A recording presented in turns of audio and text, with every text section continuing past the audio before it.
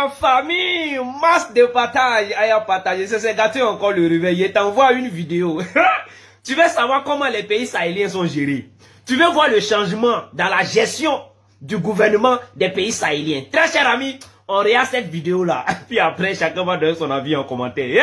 Maliba, non, le réveil, non. Je dis c'est fini. Rien ne serait comme avant. On regarde la vidéo. J'ai constaté que Nsukala ne rembourse pas correctement l'emprunt à elle rétrocédé par l'État du Mali. Nsukala ne paye pas correctement sa dette sociale.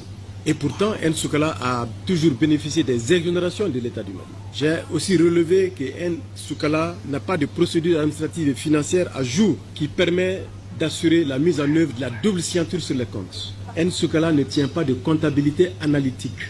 Alors tout cela s'est traduit par une absence de transparence dans la gestion de Nsukala. Il y a des détournements à Nsukala que nous n'arrivons pas à nous expliquer. Si je prends l'exemple de l'exercice 2022, sur un chiffre d'affaires de 32 milliards de francs CFA, Nsukala a dépensé 21 milliards dans les consommations intermédiaires.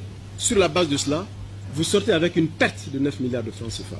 Cela est anachronique et ne se justifie pas, ce qui est un signe de très mauvaise gestion. Vous avez des fonds propres négatifs de 32 milliards en 2020, de 43 milliards en 2021 et 52 milliards en 2022. Nous ne pouvons pas assurer la traçabilité des écritures comptables parce que le directeur financier est chinois, parce que la comptabilité est tenue en chinois.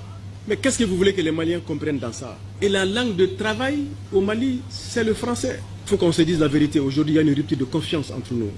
Nsukala ne représente pas pour le Mali une rentabilité économique parce que Nsukala n'a pas respecté ses engagements en termes d'aménagement des terres. Désormais, le poste de directeur général va revenir au Mali.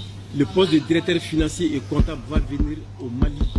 Et le poste de directeur technique revient aux Chinois. Il faut un programme d'aménagement des terres, il faut concevoir un programme d'aménagement des terres. Et sur la base de ça, Nsukala et Nsukala, il faut présenter un programme d'activité pour produire 150 000 tonnes de sucre pour la campagne 2024-2025. Mais sur la situation de la faillite de Nsukala, il faut que vous nous rendiez des comptes.